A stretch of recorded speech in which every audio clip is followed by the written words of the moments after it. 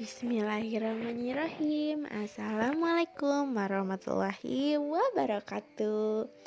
Halo anak-anak, selamat pagi. Apa kabarnya hari ini? Semoga sehat selalu dan tetap semangat belajar di rumah ya. Baiklah, dalam video kali ini Ibu akan memberikan materi tema 4, subtema 4 pembelajaran 3 ya. Nah, di sini ada sebuah percakapan antara Dayu dengan ibunya. Dayu dan ibunya sedang berbelanja ke pasar. Nah, sebenarnya Dayu senang menikmati suasana pasar. Tapi katanya Dayu prihatin dengan kebersihan pasar karena pasarnya terlihat kotor dan becek. Apakah kalian pernah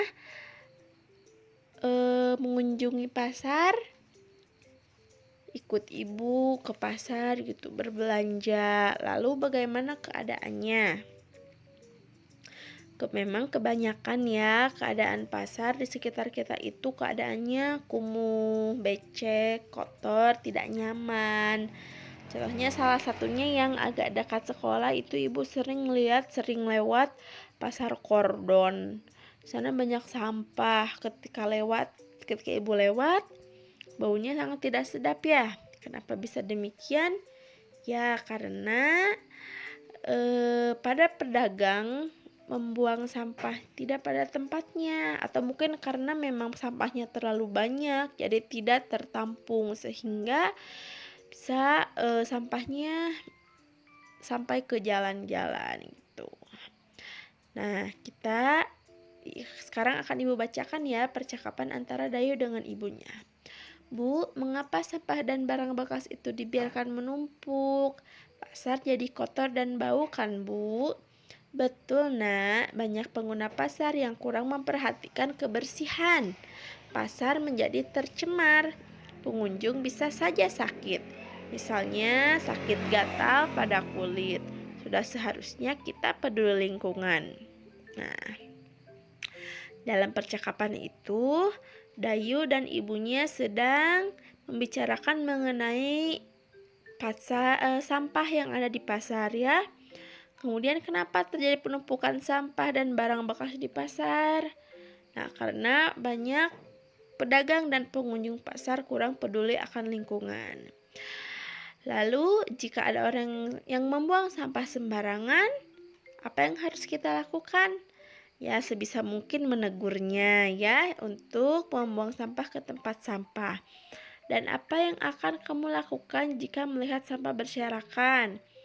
Ya, jika ada sampah berserakan, sebisa mungkin mengambilnya, walaupun pasti tidak akan mungkin bisa terambil semua ya, karena harus oleh petugas kebersihan. Tetapi tetap saja menjaga kebersihan pasar juga sebagai pengunjung pasar itu menjadi tanggung jawab kita. Paling tidak kita tidak ikut mengotorinya ya anak-anak. Kemudian apa yang akan terjadi jika pasar jarang dibersihkan? Ya tentunya pasar akan menjadi kotor, banyak sampah, bau dan tidak sehat. Nah, selanjutnya akan ibu bacakan mengenai pasar yang kotor menjadi sarang penyakit. Pasar yang kotor akan menjadi sarang penyakit. Sampah yang dibiarkan berserakan membuat lingkungan kumuh. Ketika hujan turun, tanah akan berlumpur dan becek. Jika lumpur mengenai kulit, sampah akan mengakibatkan gatal-gatal. Pasar yang kotor tentu ada penyebabnya. Pasar kotor karena kurangnya kesadaran pengguna pasar menjaga kebersihan. Pedagang dan pembeli banyak yang membuang sampah sembarangan. Sudah seharusnya kita peduli kebersihan lingkungan. Hidup bersih itu sehat. Nah, jadi anak-anak ya, kebersihan itu sangat erat kaitannya dengan kesehatan. Pasar yang kotor tentunya akan menyebabkan penyakit, akan menjadi sarang penyakit. Kebanyakan kan pasar itu berjualan makanan ya. Jika banyak sampah, apa yang akan terjadi? Tentunya akan muncul banyak lalat dan banyak kuman, kotoran, bakteri. Bisa saja kuman yang pada sampah itu menempel di makanan yang kita beli ya. Tentunya itu akan menyebabkan penyakit ketika makanannya kita konsumsi.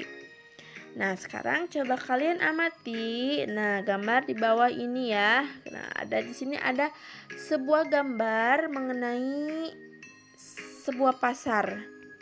Ya, bagaimana keadaan pasar ini? Nah, di sini terlihat pasarnya terlihat kotor ya, ada banyak sampah, terus becek juga. Coba sekarang kalian tuliskan apa ciri-cirinya pasar yang tidak bersih, bagaimana keadaannya. Nah, lalu selanjutnya masih mengenai bangun ruang ya. Kelompokkanlah bangun-bangun ruang berikut berdasarkan banyak rusuk, sisi, dan titik sudutnya. Untuk cara penulisannya nanti dibuat kolom saja ya. Kolom pertama yang banyak rusuknya 12, 6, banyak sisinya 6 dan titik sudutnya 8. Lalu kolom pinggirnya yang kedua yang banyak rusuknya 9, banyak sisinya 5 dan banyak titik sudutnya 6. Nanti kalian masukkan bangun 1 masuknya ke kolom yang pertama atau yang kedua. Seperti itu ya. Lalu sekarang kita lanjut ke pembelajaran 4. Nah, tempat umum itu kan ada banyak ya.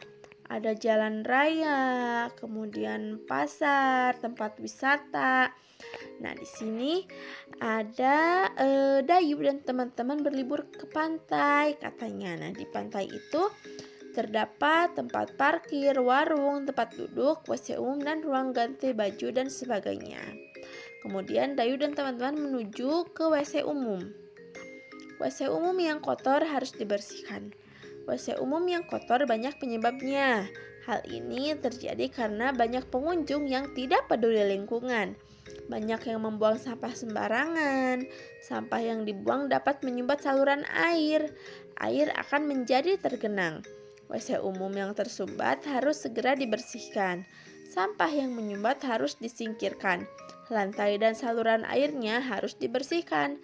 Agar lebih bersih, dapat digunakan pembersih lantai dan sabun. Dengan demikian, WC umum akan menjadi bersih dan wangi. Pengunjung menjadi nyaman karenanya.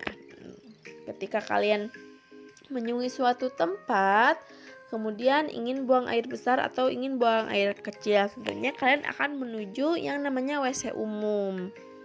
Nah, tentu saja kita tidak akan nyaman ya ketika menggunakan WC umum yang kotor dan bau.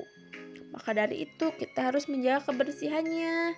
Setiap selesai menggunakan toilet, jangan lupa untuk disiram sampai bersih.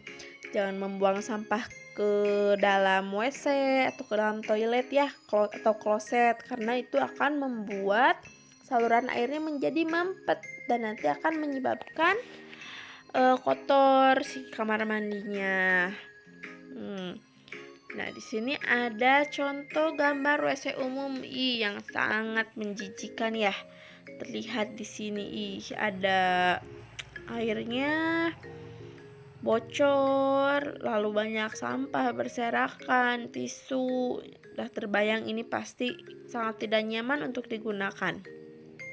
Coba sekarang kalian sebutkan ciri-cirinya, bagaimana ciri-ciri WC umum yang kotor itu ya. Nah, selanjutnya mari kita akan belajar pola yang dibentuk dari beberapa buah bangun ruang. Waktu itu kan kalian sudah belajar pola yang dibentuk oleh beberapa bangun datar. Hampir sama ya, karena ini pola, kita lihat saja polanya. Dalam contohnya ini ya, ada pola balok yang mendatar lalu balok yang berdiri. Nah, ini polanya dibentuk dari dua macam bangun ruangnya. Mudah ya kalau yang ini mendatar, balok yang mendatar lalu yang berdiri, balok yang mendatar mendiri, balok yang mendatar berdiri. Selanjutnya seperti balok yang mendatar lalu yang berdiri, seperti itu. Nah, untuk yang nomor 1 kita bisa lihat polanya ini satu pola terdiri dari 3 buah bangun ruang. Jadi balok yang mendatar berdiri, balok mendatar, balok berdiri, balok berdatar, berarti selanjutnya apa? Nah, tugas yang selanjutnya coba kalian tentukan pola bangun ruang selanjutnya ya, mengikuti pola-pola yang ada. Baik, mungkin dicukupkan sekian ya anak-anak pembelajaran pada hari ini. Jangan lupa tugasnya dikerjakan lalu nanti laporkan ke ibu. Dan setelah ibu nilai di WA, minta tolong kepada orang tuanya untuk menuliskan nilainya pada buku lalu ditandatangan oleh orang tuanya ya. Nanti ketika pemeriksaan akan ibu cocokkan dan akan ibu parap. Seperti itu ya anak-anak. Terima kasih. Tetap semangat belajar di rumah ya. Wassalamualaikum warahmatullahi wabarakatuh.